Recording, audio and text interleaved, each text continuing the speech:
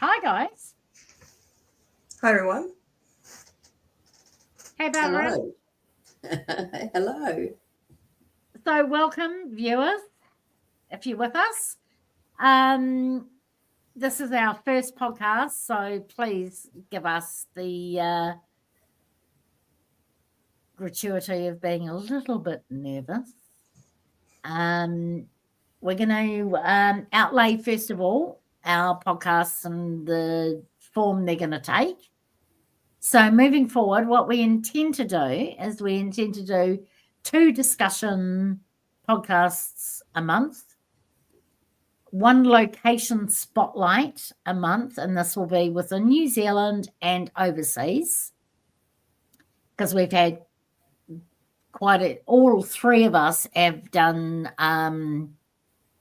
sites overseas and investigated sites overseas.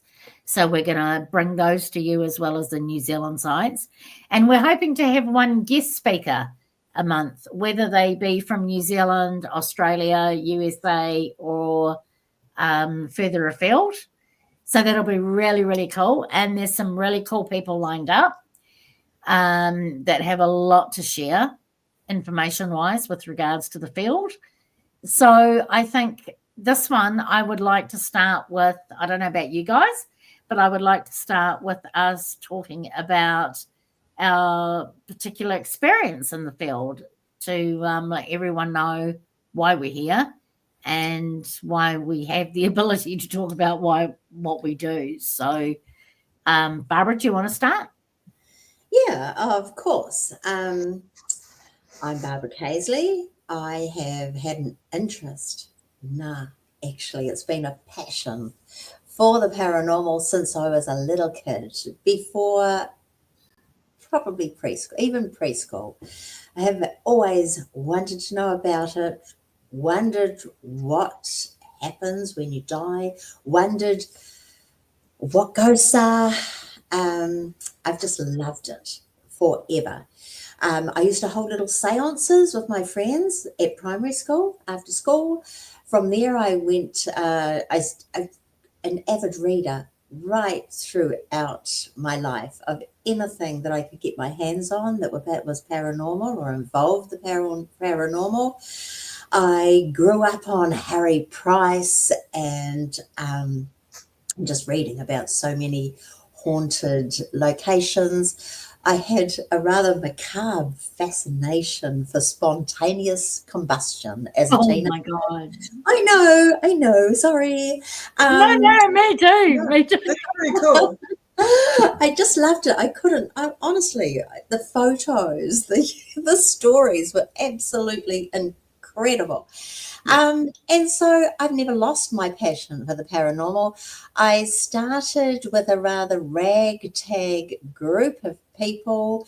About 20 years ago, we would investigate. We just got Can I together. just stop you there for 1 second? I remember Maybe. seeing you on the boards years ago in New Yes. Zealand Yep.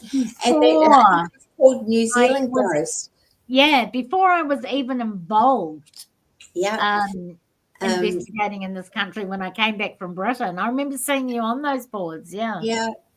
Well, we had from that particular board, a group of us sort of got together. We were all in Auckland, and even though we weren't actually an investigation team, we managed to get some really amazing venues. We investigated Unitec, Building 1 in Unitec. Oh, stop that there. We're gonna talk about that at a later date, for God's Twice. sake. It was twice we got in there, We're gonna including talk about those locations at a later date. Talk about you including now. the tunnels underneath. Okay, I've said it. It was absolutely awful.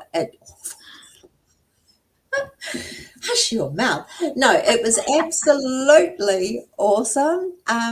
And at the time, had no idea of how lucky we were to have got in there. Absolutely no clue. As an actual paranormal investigator now, I honestly I would give my right hand to get Oh God, into yes. something like that. Yeah. But after that, because of being on this particular board that I was an admin on, I was asked to join a newly formed team, which became quite a popular team in Auckland. And I was with them for probably about 13 years. I was a founding member of that team. Really enjoyed it. I did really enjoy it. I learned so much. But all it actually did was make me want to know more. After about 13 years, you kind of know when it's time to move on from a team. You know, your thoughts and your theories don't quite align with others. And so I joined a different team, but it was, I had a great time with the other team as well. Once again, did lots and lots of investigations, wonderful people. Absolutely everybody who I've met on this paranormal journey has been awesome. You know, they've all had their really good points. Well, you're a nice person. I wouldn't say that, but you're a nice person. But everyone has had their good points. I've got to say that, you know, to be fair. Some, you know, not all the time, but there have been great things. And so at the moment, I'm actually with a very small team called Paranormal Researchers. Ian Quigley and I are the only actual team members, although we do join with other teams and other individuals for investigations, which we find really works for us. That's a cool thing. Yeah. And so that's a really cool thing. Yeah, it absolutely is. I'm right. And I know para-unity, sorry, the camera's not right there. Para-unity is, you know, some people think it's a thing, you know, that you just talk about, but I'm all for para-unity. And I believe that the only way that we as paranormal investigators are actually going to make way in this field is by teams and investigators actually working together, because I agree. I'm not going to go into that. Hey guys, I'm not going to say something like that. We will talk about that at a later stage. No, that's a whole other episode. You know, so yeah, my journey so far has been absolutely amazing. I still have no clue what a ghost is, honestly, but I love investigating, and just getting out there and doing it. Yeah, excellent. That's my story anyway. Thanks, Barb. You're welcome. Natasha, let's hear from you. Let's hear from your background and what you've been doing. My background, so I'm an engineer by trade, and I like to find out how and why things work. I still haven't found out how or why ghosts exist, or if they exist, or what is actually happening when you do ghost hunting. So can I stop you for a minute there? So yes. You use your engineering background to do this? No. I have an engineering degree, which helps. No, what I'm saying is that you use your engineering knowledge and you apply it to the paranormal field, yes? Yeah, so I'm probably more in the camp of debunking, but I have I don't have an extensive history. Nothing wrong with that. Nothing wrong with that. It doesn't mean that I say everything is fake or whatnot, but sometimes there is some logical things that could be happening and explanations that actually explain what is happening. So my background is not as extensive as Barbara's. I'm a bit of a spring chicken. I joined the team back in 2020, and I was in the team for about 4 years. Hang on a minute. But now I'm a free range. Excuse me. Wait a minute. It's 2025 now, and you're calling yourself a spring chicken? Yeah, I'm still a noob.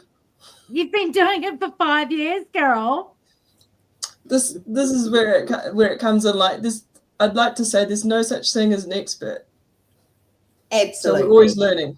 And that's exactly right. The minute you call yourself an expert, you may as well give up, because I like to think that there are people that are experts more than others in some things.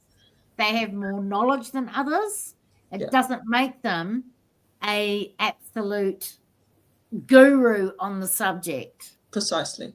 So I'm a bit skeptical, and I'm a bit skeptical about people that claim to be paranormal expert, because realistically we do not know what is going on. So I'm in the camp that the more I know, the less I know.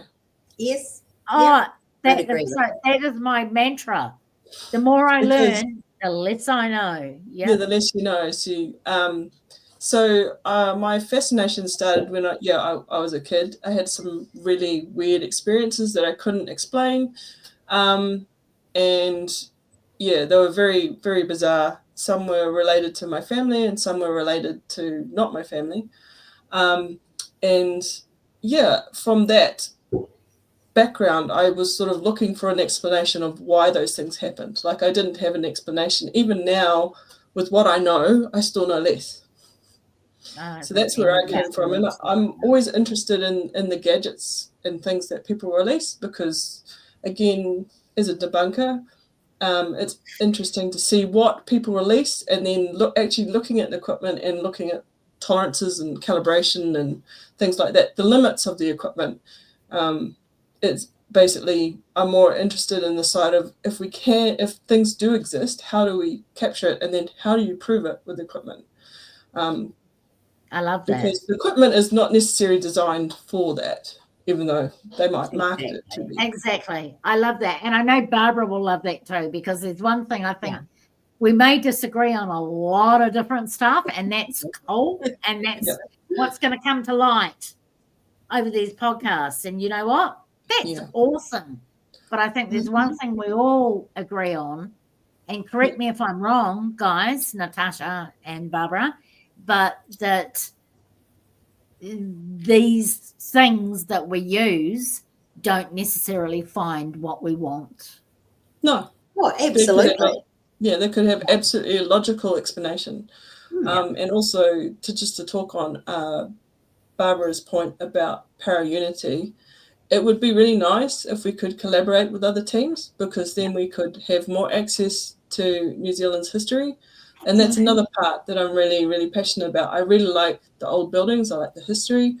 I like looking at the past. And unfortunately, in New Zealand, we're not very good at preserving it. A lot of our heritage buildings and sites have either been locked away or and left to rot, or have been bulldozed. And it's really sad. And I call it demolition by neglect. There are so many buildings that literally have they've just been neglected. They will eventually be demolished, or they'll just fall down. The reason behind that is that's what the owners want to occur to those buildings. And unfortunately, we don't. Everyone can talk about the New Zealand Heritage Society, but they have no power, not like the UK Heritage Trust. Yeah. It's just the funding is not there for that. Bless you. Excuse me. Yeah, so we get to go into some amazing sites. And if teams could work together and put aside their differences and stop being so competitive, I think that would be better for the paranormal community, because the more minds that we have, is the better the outcomes will be. Yeah. So that's basically my background, and I quite enjoy investigating. And as I said, I like the history of the houses. Often I'll go and investigate and know nothing about it, because I like to go in completely blind, and try not to listen to stories about what may or may not be there. Gesundheit. I'm sorry. I'm having it. I'm so sorry. I'm having a massive I must admit, I also really, really enjoy the private investigations, and helping the family, or listening to the stories of the family who are all sleeping downstairs in their lounge because every family member is too scared to sleep upstairs, and that sort of thing. Yeah. It's incredibly satisfying and very rewarding to be able to help people who need help with the paranormal. Yeah. Sorry, guys. I'm also so sorry. I'm also in the camp that we shouldn't move whoever's on there, because I guess it depends on your beliefs. Because you know, saging and getting rid of the people there, that's potentially their house and their home. And if they're not doing anything threatening or bad to somebody, then it's just try and cohabitate. Like, just have respect for the previous owners, and they'll generally respect you, from what I've seen and experienced. Absolutely. Thank you for filling in for me, Tash, while I blow my Oh my God. Are you good? I think that's a whole different episode, Yeah. in honesty, because shit. Sorry. I'm sorry, guys. There is so much behind that. There is so much behind that needs to be explored in a public arena, that I think that we need to do that. It's probably another whole show, isn't it? Yeah, it's a whole couple shows probably. Yeah. Oh, Yeah. absolutely. That's a whole episode in itself. So Mm. mark that one, Tash, for next month or the month after or the month after that. Yeah. So I think. And to you, Tracy, what's your background? Now that I've stopped sneezing, Yeah. well, I hope I've stopped sneezing. So my background, okay. So I suppose what's the word? Segued into this, from a few different perspectives. From about 10 years old, using Ouija boards, reading books, as my teacher put, as long as we can get Tracy reading something other than horror books, that would be great. Horror books to her were reading things about people being psychic and talking to ghosts and things like that. That was my whole life. That was my whole life from age 10. Age 12, using Ouija boards, and then my mother walking into the room and finding out we were, and flipping out to the point where I didn't understand why, and then finding out that my whole family are psychics and mediums and all the rest of it. So that was kind of really cool, considering I didn't know any of my family at the time, because we lived in New Zealand and they all lived in the British Isles. So I hadn't met any of my family that had done any of this, but Mum had always been brought up with the fact that you don't touch the stuff because you open up doorways, and unless you have the means and the talent to be able to close those doorways and send those things back, you're leaving yourself wide open. And not only are you leaving yourself wide open, but you're leaving your father and I wide open to these things. So I promised I would never do that again, which I didn't. Kept reading all the things. I think I read one of the books that really, really inspired me. I was 13 and I read, oh God, what was her name? I can't remember now, but it was about her creating, a Western woman creating a Tibetan thought form. Or a thought form while she was working with the Tibetan monks. And Alexandria Neil, I'm not sure now. I can't remember.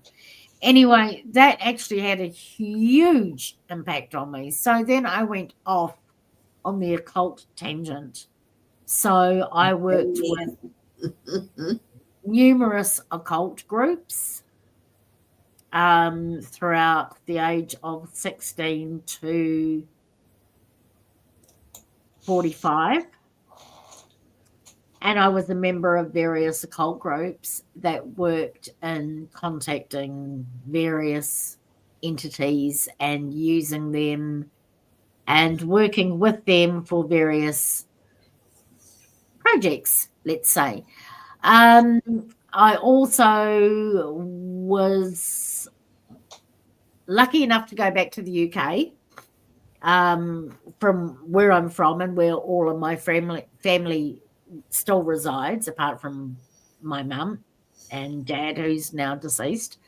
And when I went back to the UK, I did massive amounts of solo investigating of various haunted locations. I was so lucky at one point. I lived just up the road from supposedly the most haunted village in England. So I did lots of exploring there. Was that Buckley? Yes, it was. Yeah. It's on my list. It's on my list. I lived in Edgerton, which was a mile up the road from Pluckley. So we quite often used to just drive up the road and go for a pint in the Black Horse, which was supposedly really haunted. Yeah.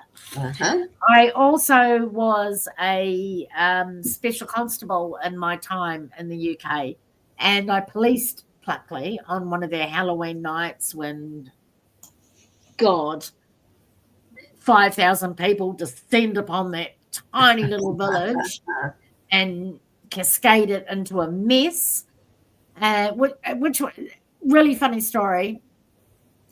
Guy was in a black cloak, dressed as death, was pulled along by his mate on a skateboard, and I was actually in the graveyard on my own in my police uniform at the time and saw this thing coming towards me and literally died on the spot. All my fellow officers knew that it was going to happen and thought it was hilarious, but I actually thought this was something real. Funny, haha. Anyway, I did I went to lots of different places that were supposedly haunted in the UK and did lots of solo investigations at various places on my own, using just a camera, a voice recorder, and my senses. Excuse me. And then I came back to New Zealand, joined another two magical orders, and continued my occult works, and then decided I wanted to go into exploring, investigating the claims of ghosts. Not just ghosts, but paranormal experiences. So that everyone kind of thinks about ghosts as being the paranormal experience, but paranormal experiences include time slips. Yeah. UAPs, as they're now called. Yeah. Nature spirits. There's all sorts of different things. It's not just ghosts, which we determine as those who have passed before us. There's so much more that's included in that title of paranormal.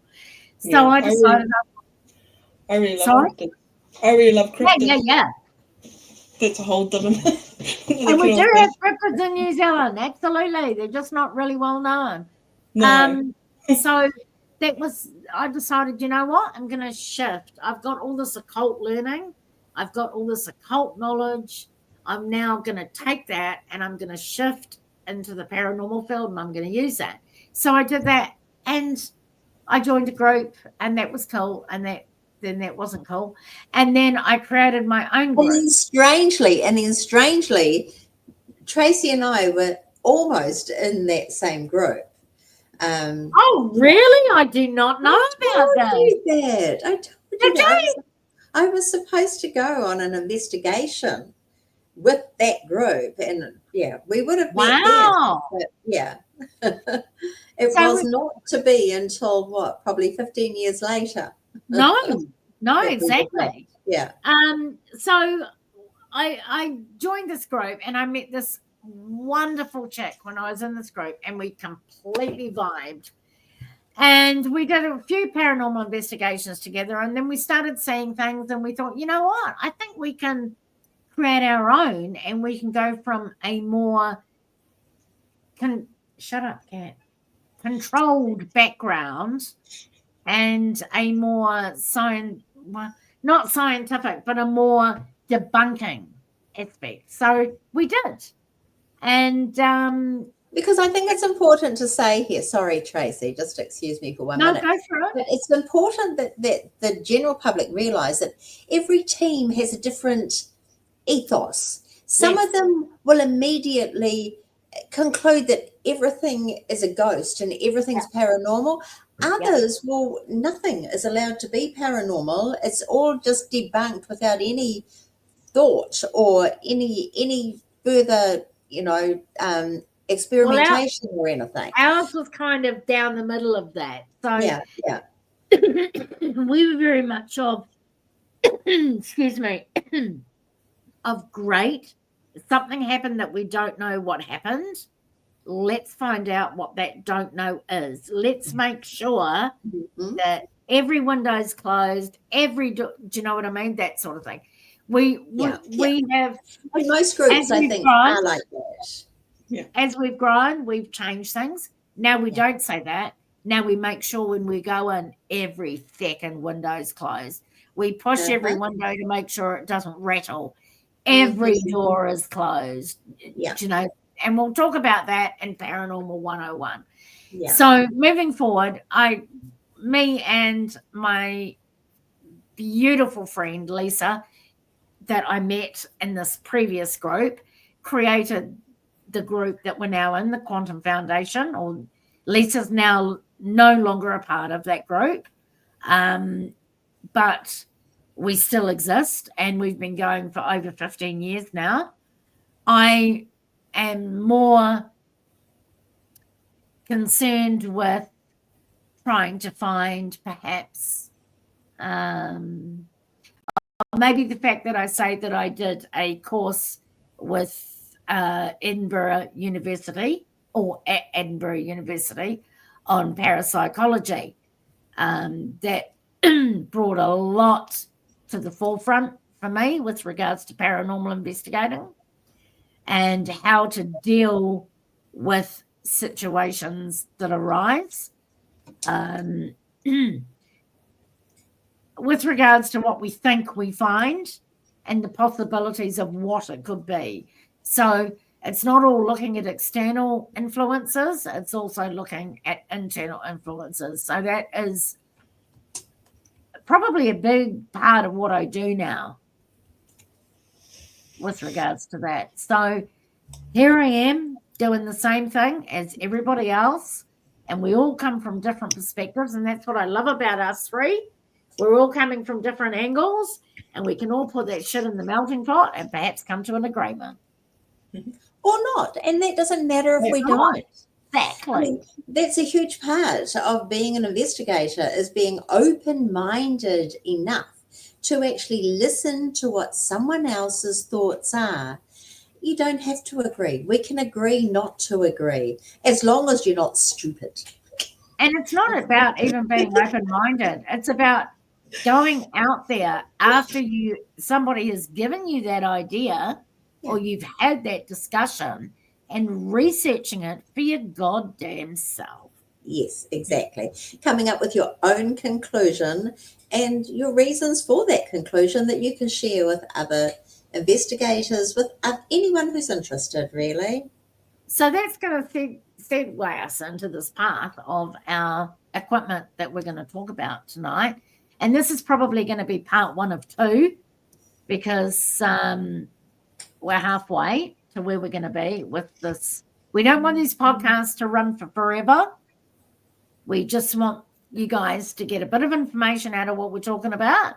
So the first couple of podcasts we're going to run are informational podcasts about the equipment.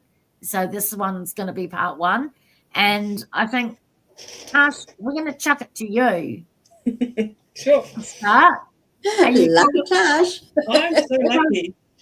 What we've decided to do is we've decided to pick 1 or 2 pieces of equipment each. We're going to do 1 each and see how much time we've got left. And we're going to discuss that piece of equipment after that person has presented it between the 3 of us very quickly. So, Tash, do you want to crack off? Sure. I'll start with probably most basic. So this is a little voice recorder. So I love that voice recorder. What is it? What is it exactly? TASCAM. TASCAM. I call it the TASCAM. Tracy loves TASCAM. It's named after me, but it's not. It's missing an F. I love my really important, like when you're investigating, that you have basic equipment. You understand how the equipment works and its limitations, which you find on the ghost hunting shows. They'll get all these wild readings or evidence, and sometimes you can explain it away like, oh yeah, that was a draft, or someone was behind that door, or the equipment is not, it has a different tolerance range to what they think they're getting. So basic equipment is pretty good when you're first starting off. The reason that is really good, if you have a recorder, which I'll segue into this one, this is probably the most expensive piece of equipment I have. This is a full spectrum camera with a full spectrum light. So it picks up everything from UV to IR and everything in between, which is really handy when you're investigating at night because you can see everything. Because normally you're sitting in the dark talking to yourself. Well, you feel like you're talking to yourself most of the time. And that's okay, because when you do investigations, you'll find out that you don't always get something, and you can have many investigations where you get absolutely nothing. Where you spend. In fact, can I just jump in there and say most of your investigations you get absolutely nothing? Yep. Unfortunately, that's just the way it is. It's not like the TV shows. They have to show something to keep people engaged, whereas actual investigators, they might not get anything for multiple nights or multiple events at the same venue, and then they might get something very, very random happen. So, Tash, why do you use the TASCAM? Why is that your chosen recorder? Because my $40 one died. But why did you buy the Tassie? Why did you buy the TASCAM? I didn't actually buy it. My wife did. So well, she liked buying stuff, and she thought, oh, this would be a good idea. Yeah, she picked a really good thing. Yeah, so it's more expensive than a normal voice recorder, but it's very clear. It gives you very good $20 or something.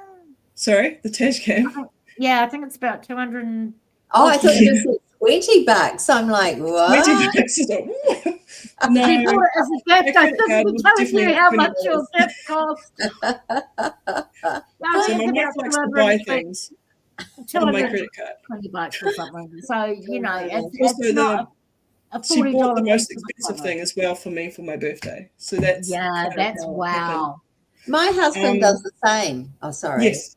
He buys me stuff, and it's like, it's really expensive, but it's not actually necessarily what. But in saying that, she bought me, like, I think it was a $40 or a $60 one, which worked for ages until it finally died. But it was still really good. I mean, can we make the point that not all voice recorders are the same? No. So you get some really good quality. This has good features, like you can label stuff, and you can also remove background noise and do all sorts of different adjustments to what you want to record, frequencies and things. But in reality, we don't really know how ghosts or paranormal things interact with us, what frequencies they talk at, or if they talk at all, or we don't actually know. And that's part of, like, the challenge. That's part of the reason most people are passionate about it, is because it's so unknown. But we also say that voice recorders can pick up stuff from outside, and you're not even aware of that fact. And we'll probably cover that in Investigating 101. Yeah. Things you should do at a new site or wherever you're investigating before you even think of, I'm going to sit down and I'm going to have like a communication session. So things like recording the background noise, taking photos, taking video. Absolutely. So that later on you think that spooky thing in the corner is a ghost, but it could be a shadow or something from a door or from a statue or weird reflection from somewhere in an old building. Yeah. So well, I'll pass the torch to you, Tracy. Oh God, really? Because I've got nothing nice to say about. Can I just say one thing about recorders? Can I just butt in for 1 second? Absolutely. I just want to show. Oh no, the Zoom. I want to show you my little Zoom, baby. Oh my gosh, hang on. Sorry, guys. That's my name, because we put our names on if there's a few investigators with the same equipment. H1 Essential is absolutely amazing. It records in WAV, wave, however you want to say it, which is so important for paranormal investigators because you don't get that hiss. The actual recording is clear and clean. And honestly, for anyone starting out, spend a little bit of extra money on a good basic recorder. Yeah. I've got to actually agree with that, Barbara and Natasha. Oh my gosh, really? Yeah, I'm agreeing with you, Barbara.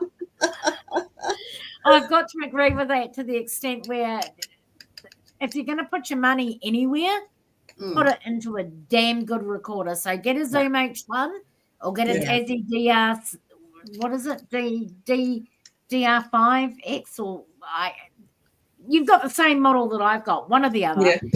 Put it into a good recorder that is sensitive enough to pick up the stuff that you want to pick up with a clean.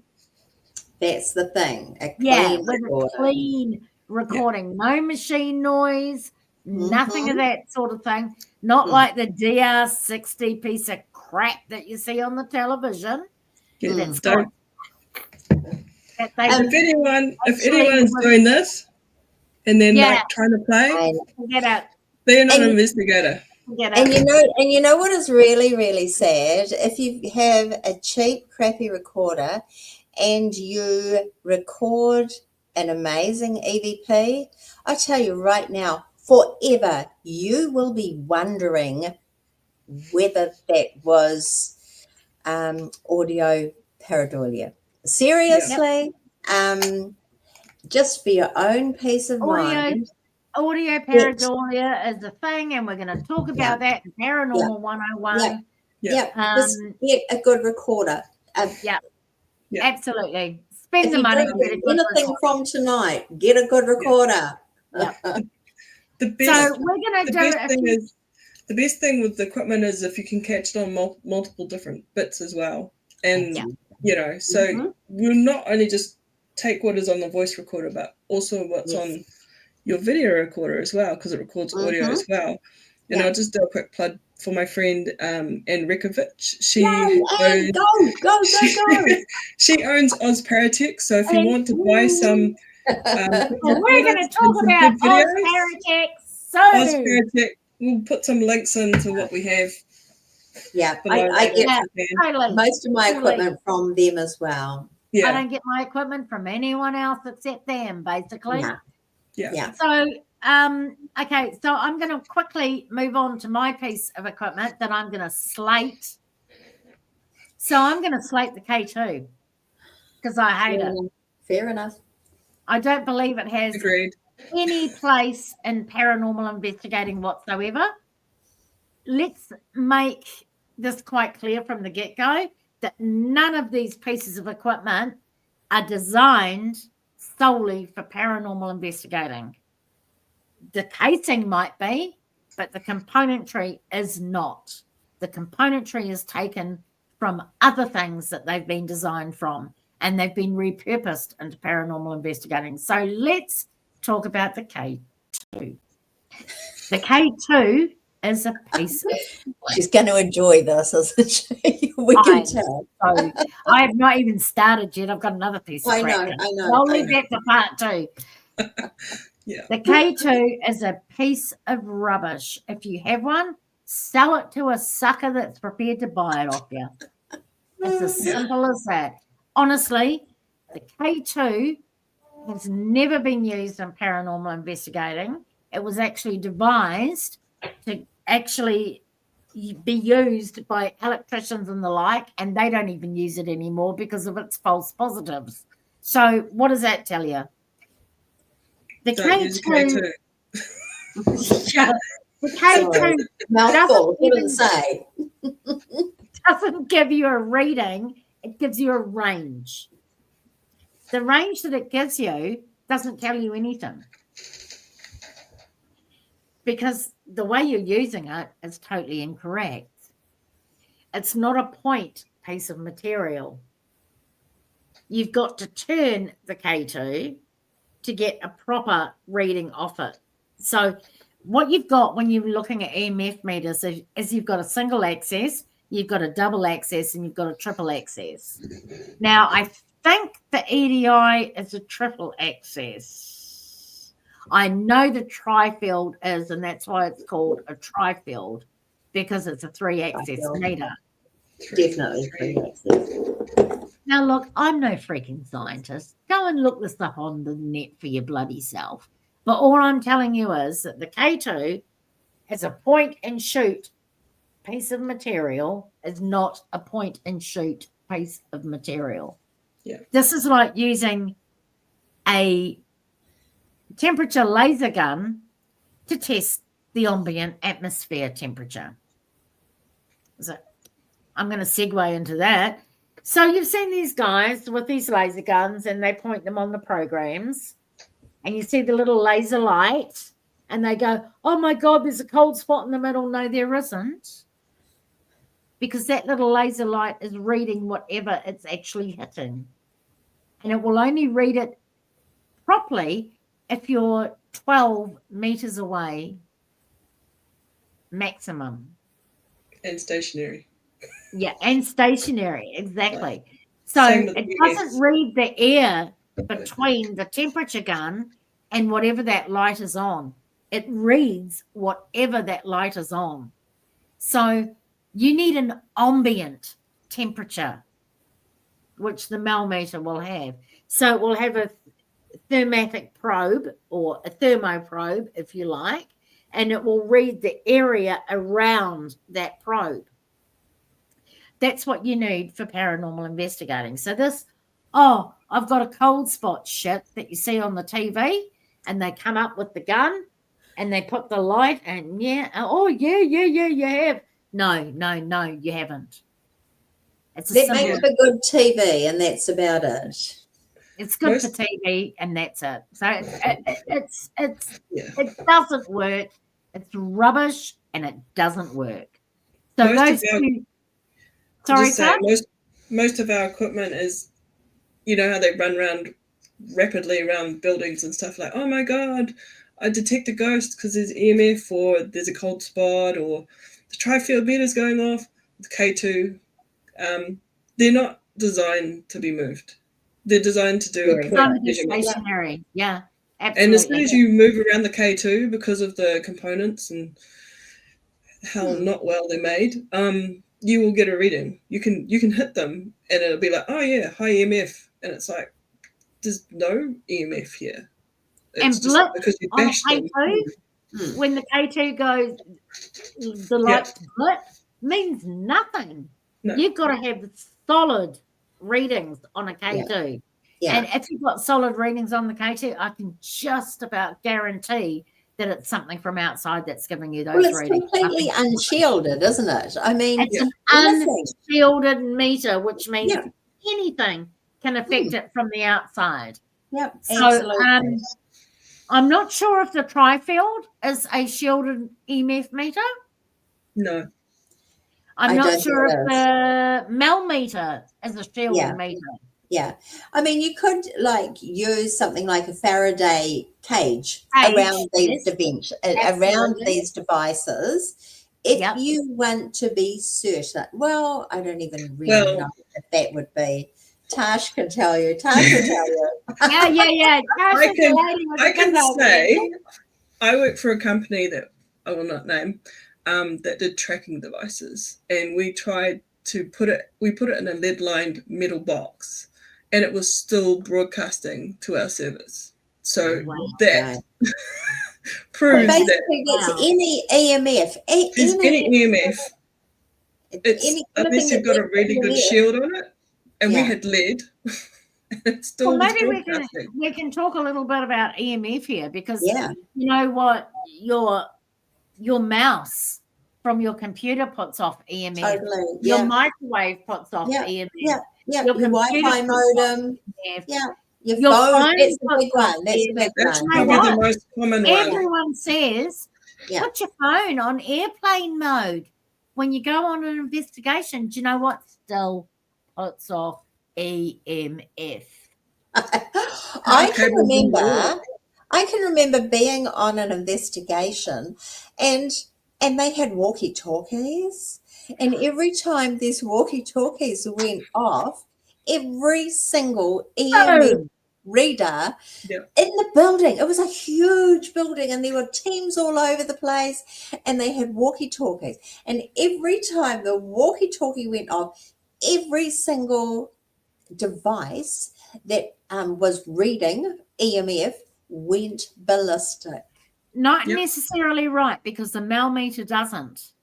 It might be The Mel filtered. meter doesn't go off. REM pods go off big time when you Yeah. use an RT device, a Yeah. radio transmitting device. They Yeah, go off hugely. Yeah, yeah. But your car key, you know, that Yes, unlocks yep, your car, yeah, that can set a REM pod off as well. yeah. Yeah, just, I mean, anything. There's a lot of things that will set a REM pod off. So I guess this is where we came back to what you said, Tash, which I completely stand by. You need to know your equipment's capabilities, and you need to research their limitations. yeah. If you're going to get into this paranormal equipment, and I'm sorry, I'm going to have to say that people are making a fortune off your back from buying this bullshit. So don't buy the They're not bullshit. cheap. Not cheap. Yeah. Not. Well, I don't know if it's all bullshit. I mean, let's face it, basically every piece of equipment has limitations. They all have flaws. They all have limits. But what I'm talking about, bullshit, but I'm talking about finding a piece of equipment that someone takes apart and says the componentry costs $25 and they're selling it for $590. Now that is happening. It's got to be said. It is happening, and people need to be aware of that. And at the same time, you need to be aware of what you're buying, what it supposedly can do, what the claims of it can do are, and is there anything to back up those claims, and what's its limitations for doing that. Yeah. but The interesting thing about Barbara's thing about the walkie-talkies, if you're old enough to remember cell phones, when you used to get a text or a call, you would know through speakers, so you know how far that EMF would go. Oh, totally, absolutely, yeah. So your phone could be on another side of the house, and you have the beep beep beep beep beep through the speakers, and you'd be like, oh, yeah, I've got a phone call. Yeah, I think it's a point of being aware. Do you know what I mean? And making sure you do your research before you spend $2,000 on a geobox. Geobox or a geophone. Yeah. Those are really expensive. Geoport. Or Geoport, or whatever, and the guy who builds it can't tell you how it actually works. Yeah, that is. You know, I mean, that's kind of really insane. Yep, exactly.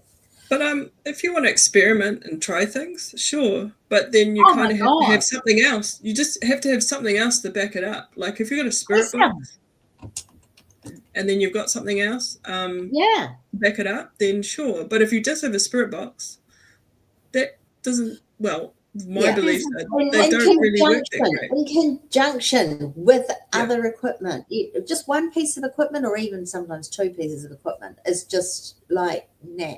You've got to build that whole layer of possible evidence up. You've got to have a number of different devices that may actually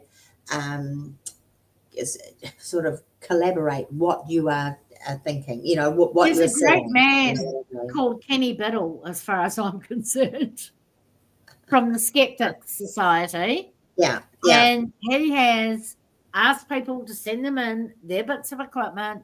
He's tested it solidly. He's ripped it to pieces. He's got electronic people to come in. Yeah. And he's got it explained.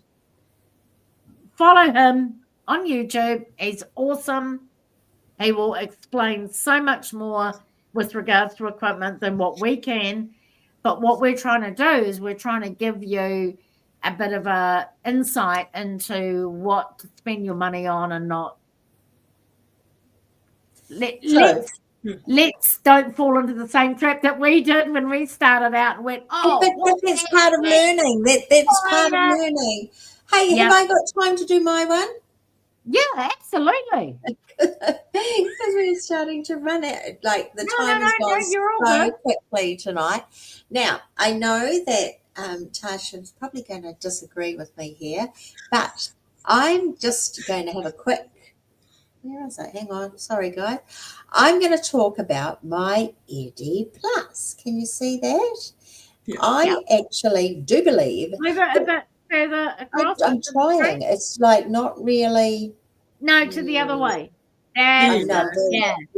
Okay, my Eddie Plus is actually a very, very cool piece of equipment. Which is out of stock currently. It surely is, but I tell you what I really like about my Eddie, okay? It's probably my favorite piece of equipment. It is a multimeter. It has 5 different functions. It is also a data logger, which is absolutely of value and valuable during an investigation. This little device, okay, it actually it senses ambient temperature, air pressure, humidity, EMF, which we've discussed tonight, and okay, apparently it's not so great on the EMF. Okay, I don't know that myself personally, but I will be doing some research into it because that's what paranormal investigators do. You know, you hear something about it, I'll be doing my own research. I've heard tonight that apparently it isn't so good when it comes to actually giving accurate readings for EMF, but it also is a vibration sensor. But what is so amazing about this little device is not only does it have the LED lights on it to indicate and give you some sort of indication as to like how high the milligauss might be that it's reading at the time, even if it might be wrong, Tasha, or you know, or how or how hard the vibrations may be. It also alerts by light and by sound to temperature fluctuations. And as I mentioned, also air pressure and humidity. But the great thing is it has this little, well, you can get an SD card for it, and it will data log every second of your investigation for you.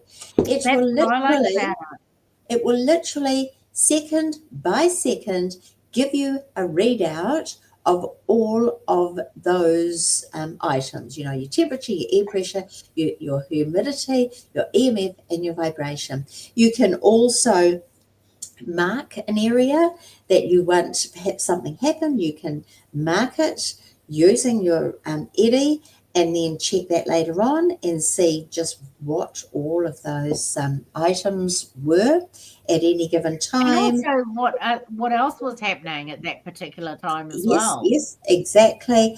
Another really cool thing with it, I don't know if you noticed the bright orange silicone case. I love that. Honestly, if it's on the floor during an investigation and it's dark, you can't miss it. You can't forget about it and walk out because it's bright orange. You're going to see it as soon as you look around. You can't check it either.